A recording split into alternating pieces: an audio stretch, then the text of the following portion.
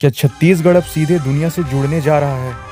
क्या रायपुर के स्वामी विवेकानंद एयरपोर्ट से अब आप सीधे दुबई, सिंगापुर या बैंकॉक की फ्लाइट पकड़ सकेंगे? और सबसे बड़ी बात, क्या एयरपोर्ट पर पार्किंग के नाम पर होने वाली अवैध वसूली पर अब लगाम लगने वाली है? ये सवाल इसलिए क्योंकि रायपुर लोकसभा सांसद बृजमोहन अग्रवाल ने एयरपोर्ट एडवाइजरी कमेटी की बैठक में कुछ ऐसे सख्त निर्देश दिए हैं जो न सिर्फ हवाई यात्रियों के लिए बड़ी राहत है, बल्कि छत्तीसगढ़ की अर्थव्यवस्था के लिए गेम चेंजर साबित हो सकती है। आज इस वीडियो में हम बात करेंगे रायपुर एयरपोर्ट के इंटरनेशनल बनने की पूरी कहानी, बंद पड़े रूट्स के दोबारा शुरू होने और पार्किंग के नए नियमों पर। सबसे पहले बात करते हैं उस सपने को जो छत्तीसगढ़ का हर नागरिक देख रहा है, रायपुर से इंटरनेशनल फ्लाइट। सांसद बृजमोहन अग्रवाल ने बैठक में साफ शब्दों में कहा कि रायपुर एयरपोर्ट सिर्फ एक हवाई अड्डा नहीं, बल्कि छत्तीसगढ़ का प्रवेश द्वार है। आंकड़े बताते हैं कि रायपुर से हर साल 1 लाख से ज्यादा यात्री विदेश यात्रा करते हैं, लेकिन विडंबना यह है कि उन्हें पहले दिल्ली या मुंबई जाना पड़ता है। इस बैठक में दुबई, सिंगापुर और बैंकॉक के लिए सीधी उड़ानें तुरंत शुरू करने की आवश्यकता बताई गई है। लेकिन ये सिर्फ हवाई बातें नहीं, इसके लिए इमिग्रेशन, कस्टम और वीजा कार्यालय की स्थापना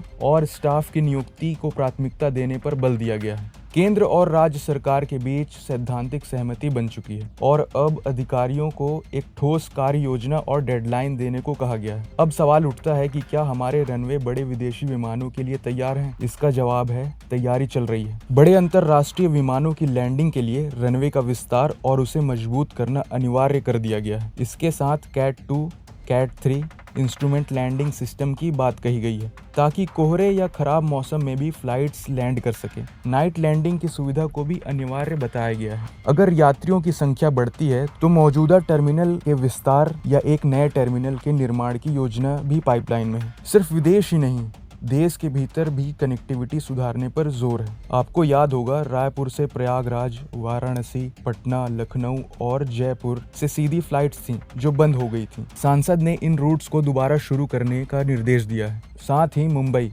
जो देश की आर्थिक राजधानी है, इसके लिए अतिरिक्त उड़ानें शुरू करने की बात कही गई है। यात्रियों के सहूलियत के लिए डिजी यात्रा सुविधा को फिर से शुरू करने का निर्देश दिया गया है, ताकि चेक इन में समय की बचत हो। अब आते हैं उस मुद्दे पर जिससे हर यात्री परेशान रहता है, एयरपोर्ट की पार्किंग और महंगा खाना। बृजमोहन अग्रवाल ने पार्किंग में चल रही मनमानी वसूली पर कड़ी नाराजगी जताई है। नए निर्देशों के अनुसार ड्रॉप करने वाले वाहनों को कम से कम 8 मिनट का फ्री समय मिलेगा। इसके बाद भी शुल्क 25 रुपए से ज्यादा नहीं लिया जा सकता। पिकअप वाहनों के लिए 10 मिनट फ्री रहेगा। सबसे महत्वपूर्ण बात, एंट्री और एग्जिट की घड़ियों को भारतीय मानक समय से सिंक्रोनाइज किया जाएगा, ताकि समय की चोरी ना हो सके। टैक्सी और ऑटो वालों की बिना पर्ची की वसूली पर सख्त कार्रवाई होगी। इसके अलावा एयरपोर्ट के अंदर महंगे खान पान पर नियंत्रण और टर्मिनल के बाहर किफायती कैफे और रेस्टोरेंट खोलने की बात कही गई है। वोकल फॉर लोकल के तहत यहां आपको छत्तीसगढ़ी व्यंजन भी मिल सकेंगे।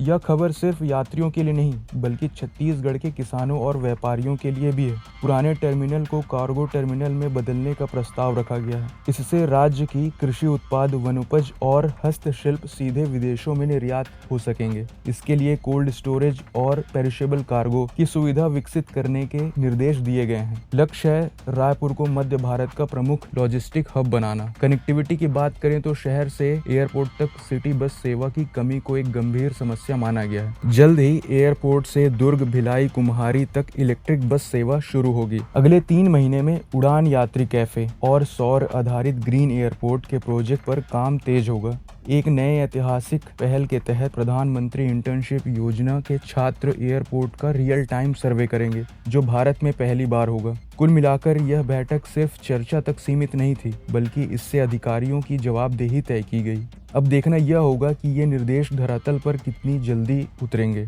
आप इस बारे में क्या सोचते हैं? क्या रायपुर से इंटरनेशनल फ्लाइट शुरू होने में छत्तीसगढ़ की तस्वीर बदलेगी? और क्या पार्किंग के इस नए नियम से आपको राहत मिलेगी? अपनी राय हमें कमेंट्स में ज़रूर बताएं। अगर यह रिपोर्ट आपको अच्छी लगी तो इस वीडियो को लाइक करें और चैनल को सब्सक्राइब करना ना भूलें।